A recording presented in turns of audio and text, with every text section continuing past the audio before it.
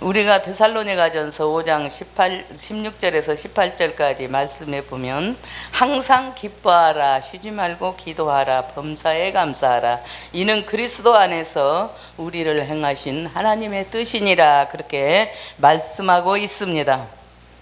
우리가 하나님의 뜻대로 살려고 발버둥 칩니다. 또 주님을 기쁘시게 하려고 노력합니다. 주님 앞에 영광 돌린다고 말합니다. 그런데 주님께서 인정하시는 그 순종은, 또 영광 우리 주님 앞에 받으시는 것은 얼마나 될지 정말 의심스러울 때가 많이 있습니다. 누구를 나무래고 누구를 보는 것이 아니라 내 자신을 바라보면서 느끼고 회개하고 바로 가려고 노력을 하고 있습니다. 시편 37편 5절에 보면 여호와를 기뻐하라, 그리하면 너희 마음의 소원도 이루어 주시리라, 그렇게 말씀하고 있습니다. 여호와를 기뻐하라고 항상 말씀하고 있지만 우리는 얼마나 기뻐하고 살았나요? 정말 기뻐한 일이 있고 또 그럴 만한 이유가 있으면 기뻐할 때가 있지만, 그렇지 못할 때는 정말 사람을 바라보게 되고 불평할 때가 많이 있습니다. 그런데 하나님께서는 행악자를 인하여 불평하지 말고 잠잠하라, 그렇게 말씀을 하고 있습니다. 시편 40편 5절에 보면 하나님께 소망을 두라, 그렇습니다. 행악자를 인하여서 또 우리를 손해보게 하는 사람을 위해서 우리를 자꾸 정말 낮추려고 하는 사람을 통해서 우리는 바라보게 되면은 불평하게 되고 같이 시험에 빠지게 될 수밖에 없습니다. 그래서 우리는 위에 계신 하나님, 문제보다 크신 하나님께 소망을 둬야 될 줄 믿습니다. 항상 이 세상에는 바람이 불고 비가 오고 또 햇빛이 나듯이 시때때로 우리에게는 마귀의 속삭임을 들을 수밖에 없고, 이웃을 통하여서 우리 지인들을 통하여서도 시험거리가 올 때가 많이 있습니다. 그런데 하나님께서는 뭐라고 말씀하고 있습니까? 히브리서 11장에 믿음은 바라는 것들의 실상이 되고 보지 못하는 것들의 증거가 된다, 그렇게 말씀하고 있습니다. 사람을 바라보고 환경을 바라보면 실망할 수밖에 없지만 위에 계신 하나님을 바라보면 날마다 소망이 넘치고 꿈이 생기는 줄 믿습니다. 용기가 생길 줄 믿습니다. 그래서 나의 도움이 어디서 올꼬? 시편 121편 1절에서 말씀하고 있습니다. 천지를 지으신 여호와께서로다. 여호와께서는 너를 실족지 않게 하시며 너를 지키시고 졸지도 아니하신다, 그렇게 말씀하고 있습니다. 그렇죠. 우리 하나님께서는 우리를 날마다 지키시고 졸지도 아니하시고 우리를 지키시는 줄 믿습니다. 둘째로 쉬지 말고 기도하라, 그렇게 말씀하고 있는데, 나를 사랑하는 자들이 나의 사랑을 입으며 나를 간절히 찾는 자가 나를 만난다고 그렇게 말씀하고 있습니다. 너는 내게 와서 기도하겠고 나는 들을 것이라, 그렇게 말씀하고 있지요. 그래서 우리는 주님 앞에 늘 기도할 수밖에 없습니다. 포도나무에 가지가 붙어 있지 아니하면 정말 말라서 다 걷어다 불에 사르는 것처럼 우리는 주님을 떠나서는 아무것도 할 수 없는데, 정말 주님 앞에 붙어 있기만 하면 우리가 원하는 대로 무엇이든지 주신다고 그렇게 말씀했기 때문에 우리는 쉬지 않고 기도해야 될 줄 믿습니다. 에레미야 33장 3절에 보면은 너는 내게 부르짖으라, 내가 내게 응답하겠고 내가 알지 못하는 크고 비밀한 것을 내게 보여주신다고 그렇게 말씀하고 있습니다. 우리가 기도해야 하나님께서 응답을 주시는 줄 믿습니다.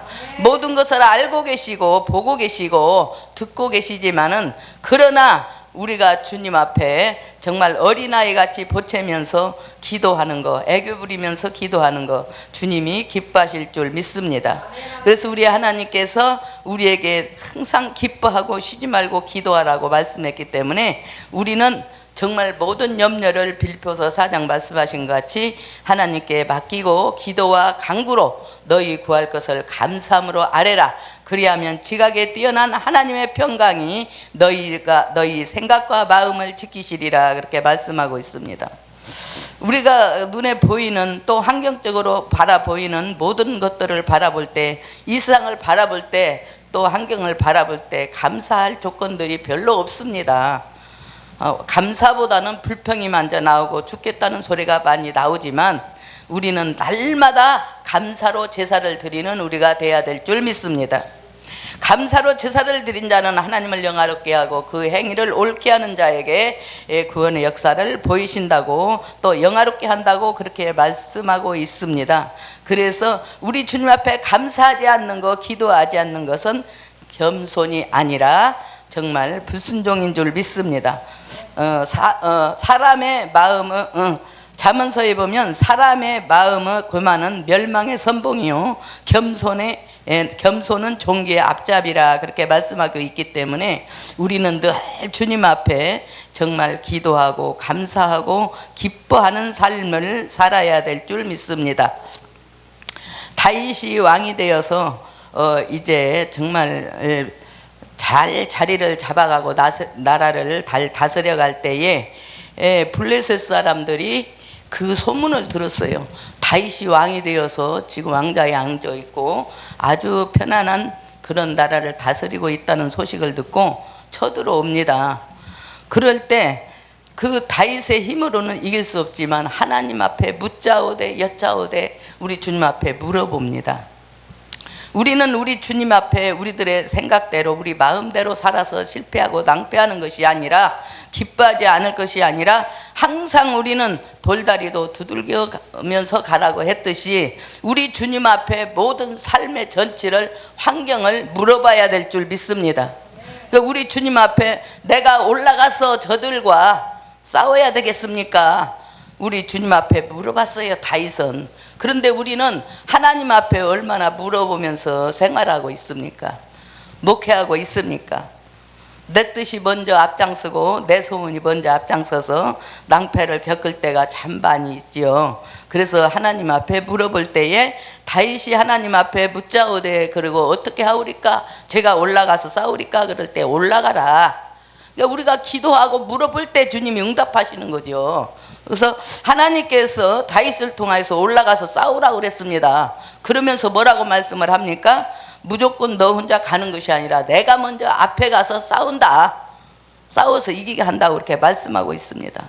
우리가 세상을 살아갈 때 우리 혼자 있는 것이 아니고 우리 곁에서 옆에서 항상 우리 주님께서 관여하시고 지켜주시고 인도하시는 것을 우리는 말씀을 통하여서 알고 있습니다.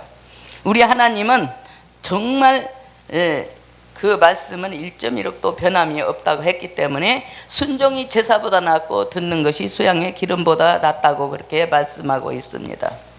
그래서 우리는 날마다 주님의 뜻을 따라서 감사하면서 기뻐하면서 우리가 정말 나가야 될 줄 믿습니다.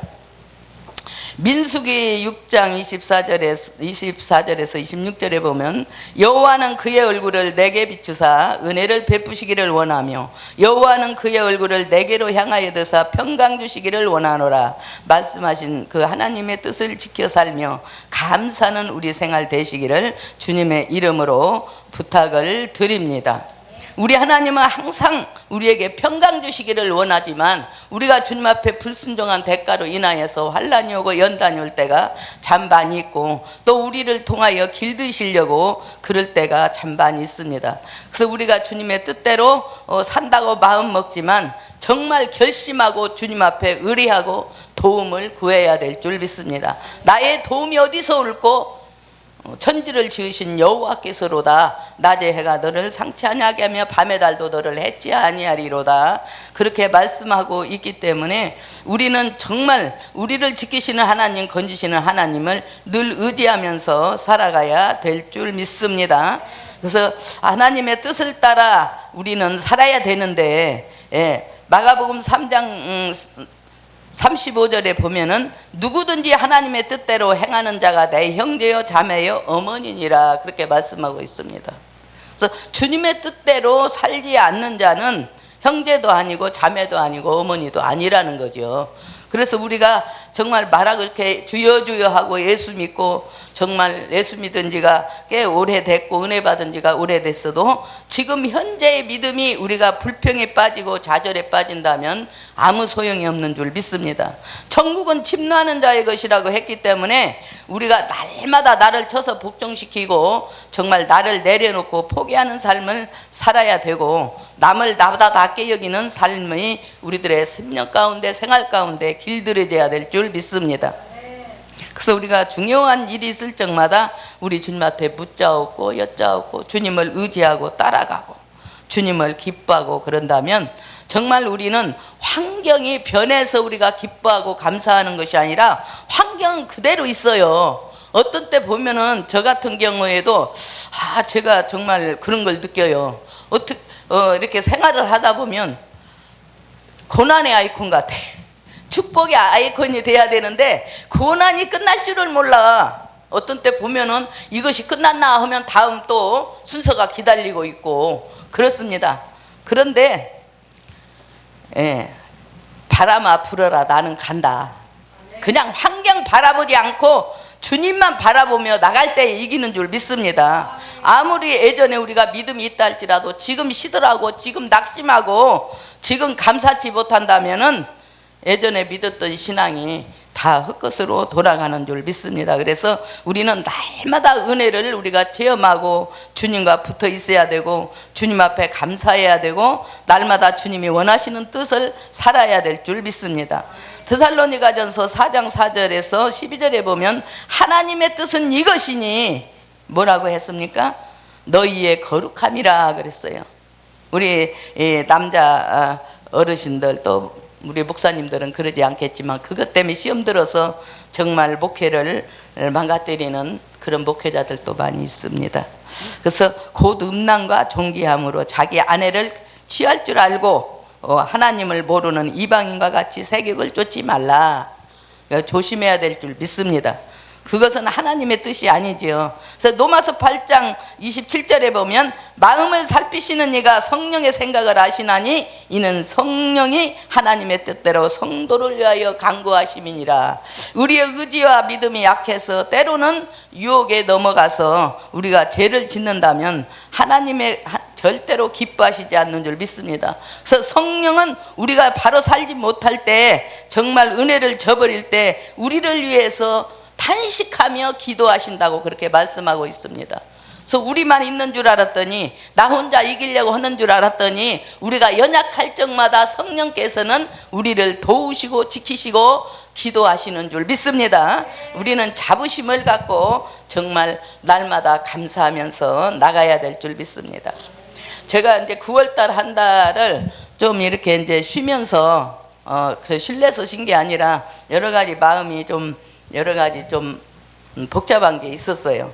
뭐 집안에 문제가 있어서 그런 게 아니라 정들었던 정말 지인이 떠나가고 가족이 떠나가고 그런 것을 볼 때에 물론 천국에 갑니다. 그렇잖아요. 우리가 예수 믿으면 천국 가려고 예수를 믿는데 뭐 떠났다고 해서 그게 슬픈 건 아닌데 이 세상에서 그동안 정말 애찬을 나누면서 담소를 나누면서 서로 어려움을 놓고 토론하던 그런 상대가 세상을 떠났다고 한번 생각해 보세요. 우리 옆에 없었다고 생각해 보세요.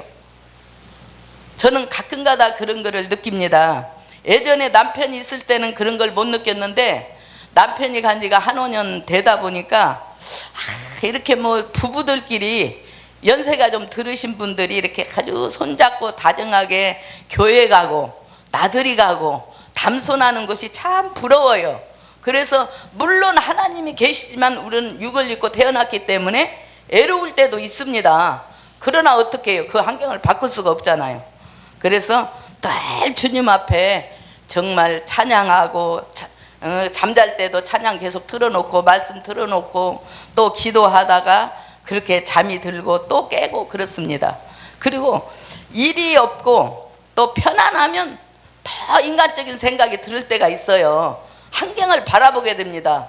우리는 주님만 바라본다고 하면서도 왜 순간순간 환경을 바라보는지 생활을 바라보는지 나의 연약함을 바라보는지 모릅니다. 그래서 우리는 주님 앞에 늘 붙어 있는 생활을 해야 될 줄 믿습니다. 우리 하나님께서는 시편 기자를 통하여서 말씀하시기를 사랑하다, 옴졸이다, 지키다, 기뻐하다, 그렇게 세 번을 기록하고 있습니다. 우리들의 말씀의 생활화가 되려면은 하나님의 뜻을 깨달고 깨달을 수 있는 것은 기본적인 하나님의 말씀으로 통하여서 우리가 깨달아지는 줄 믿습니다. 하나님의 말씀은 살았고 운동력이 있어서 우리 뼈와 관절을 찔러 쪼개기까지 하는 그런 말씀이라고 했습니다. 제가 이제 집사 때죠. 집사 때인데 성도들을 놓고 이제 집사들을 놓고 늘 지역 신방을 하고 지방 신방을 할 때입니다. 그런데 그 가정을 놓고 기도하지 않으면 깨달음은 안 주셔요. 그 가정에 신방을 가도. 근데 그 가정을 놓고 하나님 깨닫게 해주시고 제가 신방 갈 때 사람의 힘으로 사람 보려고 하고 구경하러 가는 것이 아니고 시간이 많아서 가는 것이 아니고 주여 이 종을 통하여서 하나님이 말씀하셔서 그 가정의 문제가 해결받고 위로받고 축복받는 역사, 열어지는 역사가 일어나게 해달라고 그렇게 계속 사모하는 마음으로 가면요, 갈 때 말씀이 생각이 나든지 찬송할 때 생각이 나든지 그 집에 딱 문 앞에 들어갈 때 생각이 나든지, 예, 그렇습니다. 그래 한 번은 이제 강원도를 신방을 한 25년을 매달 다녔는데 완전히 어려운 환경에서 이제 거부가 될 정도로 축복을 받았습니다. 그러니까 우리는 영적으로 붙들어주는 사람, 이웃에게 믿음의 식구들에게 유익을 주는 사람이 돼야 될 줄 믿습니다. 그럴 때 보면 내가 성령이 충만하게 되면 그냥 내가 받는 것보다 상대가 받는 그 축복과 그 은혜가 더 기뻐하는 줄 믿습니다. 아주 갈 데도 없어서 정말 새빵살이 하던 사람이 3층 700평짜리 집을 사고 500평짜리 추억 만들기 그런 땅을 사고 그랬을 때 그 집을 올라가는데 제가 그룹 위에 올라가는 것 같더라고요. 제가 잘나서 제가 축복 준 건 아니지만 그 가정을 위해서 진정으로 사랑하는 마음으로 기도하고 강구하고 같이 할 적마다 하나님이 응답 주시는 대로 전해주면 그냥 회개해요. 회개하는 말씀 주시면 그냥 회개합니다. 어린아이 같이 잘못했다고 하나님 앞에 싹싹 빌고. 축복 받기 전에는 그렇더라고요. 그렇게 그 회개하는 말씀 주시면 또 그냥 회개하고 축복 주시는 말씀 주시면 그냥 또 그 소망을 가지고 또 기도하고 여러 가지 그랬는데 한 번은 신방을 갔어요. 신방을 갔는데 기도하다가 예배를 드리는데 어떤 말씀이 마음의 음성이 들리냐면 토색하지 마라, 토색하지 마라 그래요. 근데 그 전에도 토색하지 말라는 말씀을 주신 적이 있어서 회개하고 또 직원들 인건비를 아주 하루 정하려다가 중으로 정한 것이 있거든요. 그러니까 남의 것을 갈취하는 거, 그 하나님이 기뻐하시지 않잖아요. 하나님 뜻이 아니잖아요. 우리를 잘되게 하는 그런 대상자들에게 충분히 보상하는 역사가 임해야 될 줄 믿습니다. 그런데 또 그래, 그런 지가 한 5, 6년 됐는데 또 토색하지 말라는 말씀을 주셔요. 그래서 어떤 말씀인가 하고 왜 하나님이 이런 말씀을 주시는지 나도 모르겠다. 어떤 뜻인지도 모르는데. 그런데 청소하는 이제 고백을 하는데 목사님 잠깐만 절제하세요. 제가 드릴 말씀이 있습니다.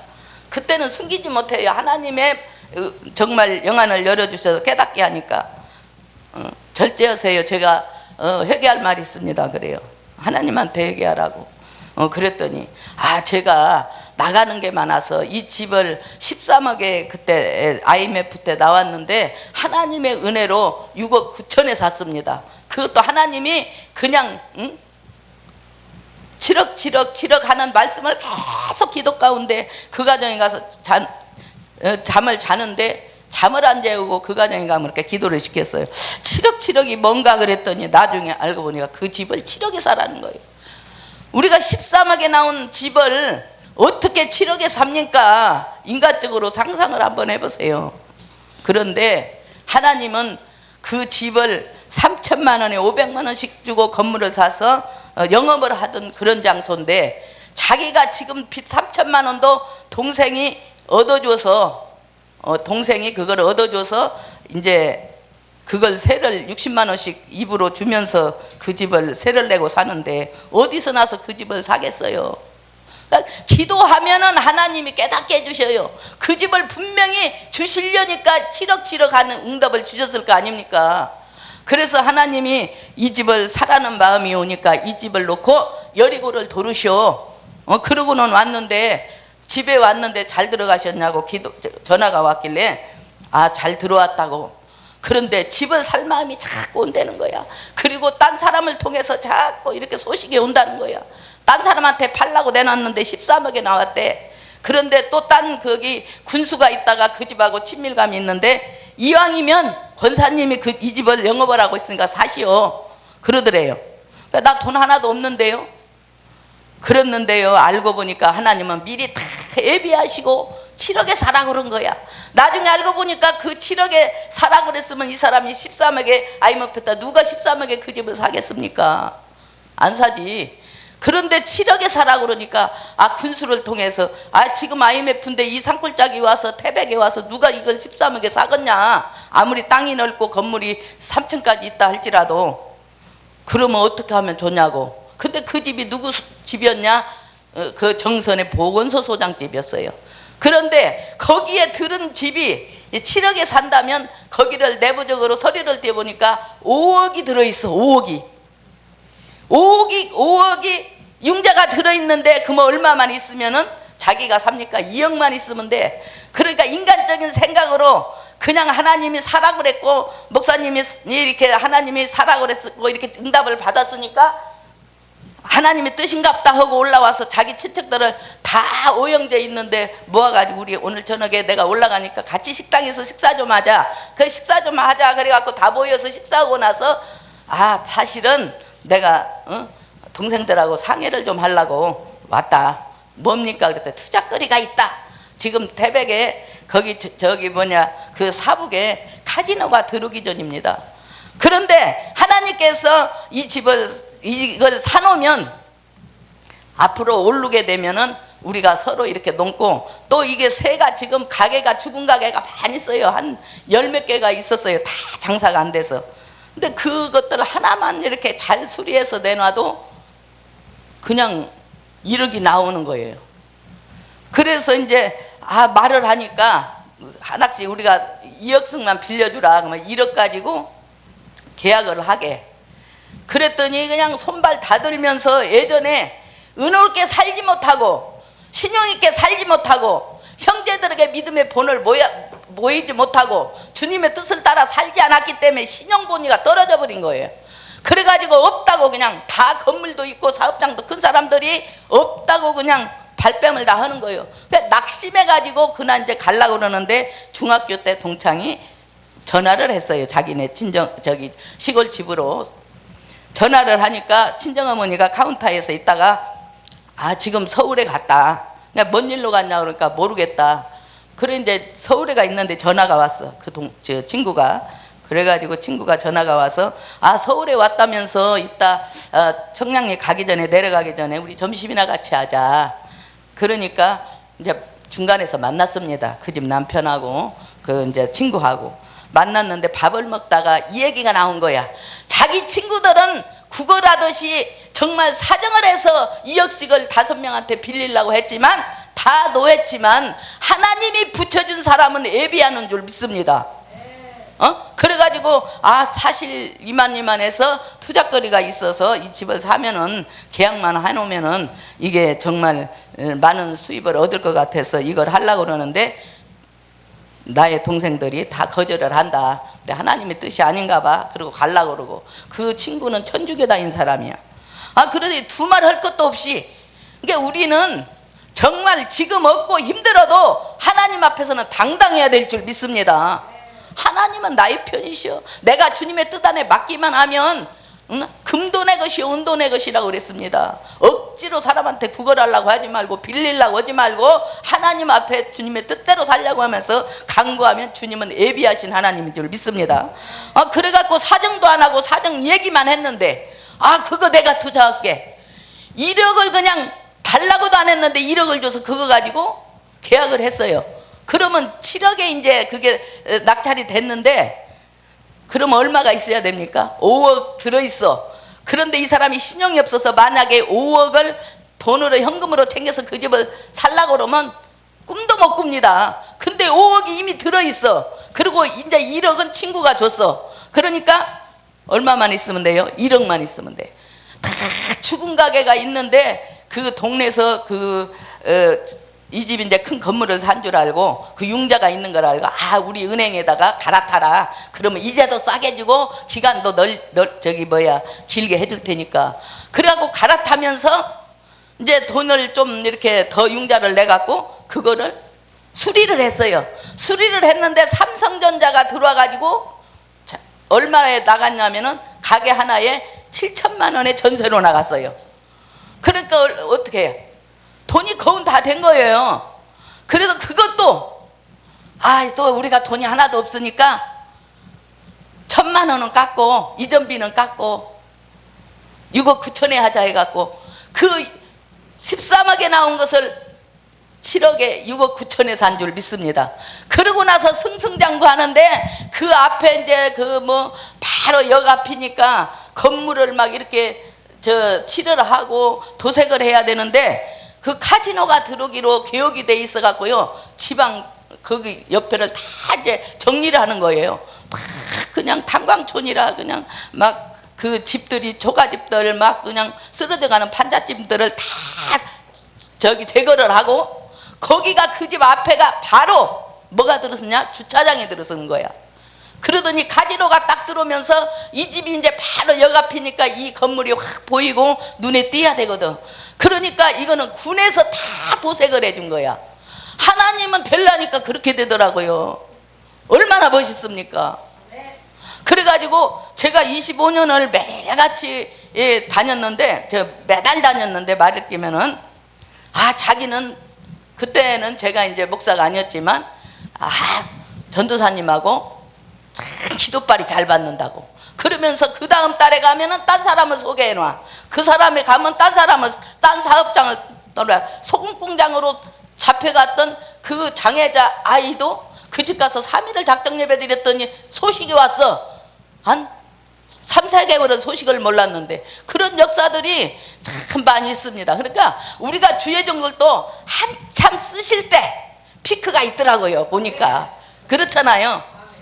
그래서 제가 아까도 서두에 말씀하신 것 같이 정말 우리를 쓰실 때 게으르지 말고 나태하지 말고 감사함으로 주님의 뜻대로 정말 어떻게 하면 주님이 기뻐하실까 내가 하는 일이. 그래서 저는 이제 다른 것은 인정을 못 받는데 단체에서는 진실하다고 다 소문이 났어. 속일 줄 모르고 이렇게 움츠릴지 모르고 감출 줄 모르고 그대로 합니다. 응답 받은 대로. 또 내가 부족하면 부족한 대로. 그런데 나는 부족하지만 하나님이 인정하시면 쓰시더라고요. 그렇잖아요. 그래서 우리 하나님은 그래가지고 그 집을 사고 나서 계속 그 집에서 여기 판잣집 옆에 있는 집도 이 집은 이 큰 건물에서 사야 됩니다. 이렇게 다 철거를 하는데 그러면서 싸게 줄 테니까 사라고 그랬고 옆에 집들을 다 사가지고 또 거기다 늘려서 또 다른 가게를 만들어서 또 수입을 잡고 그러다가 또 정선에다가 군의 그 땅까지 포함해서 있어요. 아주 넓고 국립공원이 있는데 거기다가 추억 만들기 아주 강이 있고 정말 그 공원이 있고 그런 데다가 너무너무 공기 좋은 데다가 또 샀더라고. 그러니까 하나님이 왜 그렇게 축복을 주실까요? 그 집을 딱 샀을 때 어떤 생각이 딱 드냐면은 여기는 수련회나 기도원이나 수련회를 하면 좋겠다. 이제 축복을 많이 받았으니까 하나님 앞에 좀 돌리면 되는데 절대 아니죠. 변호더라도 안 합니다. 그러면서 사람이 교만해지더라는 거죠. 교만은 패망의 선봉이요 넘어짐의 앞잡이라 그랬잖아요. 그러면서 영성도 식어가고 자기 남편도 돌아가고 그러다가 나이 아주 젊은 사람하고 또 이렇게 재혼도 아니고 그냥 살아요. 그런데 막 역겨워서 못 가겠어. 그 다음부터는 이게 주님의 뜻이 아니야. 근데 예전에 축복받기 전에는 하나님 앞에 날마다 감사하면서 회개하면서 겸손하게 주님 앞에 물어보면서 생활했는데 그랬는데 축복받고 나니까 교만해져 갖고 지금 모르겠습니다. 건물은 그대로 있는데 팔리지를 않아요. 융자 낸 것은 많은데 그렇습니다. 그게 욕심이 잉태한 즉 죄를 낳고 죄가 장성한 즉 사망을 낳는다고 있는 놈만 가지고 잘 키웠으면은 아마 융자도 다 갚았을 텐데 계속 이제 그 정선에 있는 것도 700평짜리 또 사고 막 그래가지고 융자를 거듭 낳으니까 수입이 그렇게 많이 안 되잖아요. 그랬듯이 우리는 정말 우리 주님 앞에 겸손하게 물어보면서 예전에 물어봤잖아요. 예전에 회개했잖아요. 예전에 겸손했잖아요. 그런 것처럼 신앙의 절개를 지키면서 주님이 기뻐하시는 삶을 살아야 되는데 교만해지다 보니까 이제 낭떠러지로 떨어지기 시작하더라고요. 자기 돈 있어서 산 것이 하나도 아니고 자기가 돈 있어서 수리한 것도 아니고 하나님이 축복 주려고 작정을 했는데 자기가 끝까지 그걸 지키지 못하니까 쏟아지는 역사가 있더라고요. 그래서 우리들도 정말 이제 그렇습니다.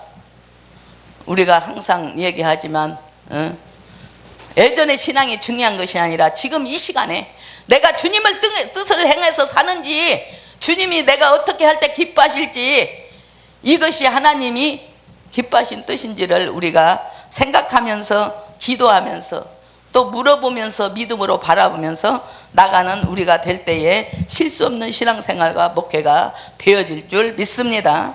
할렐루야.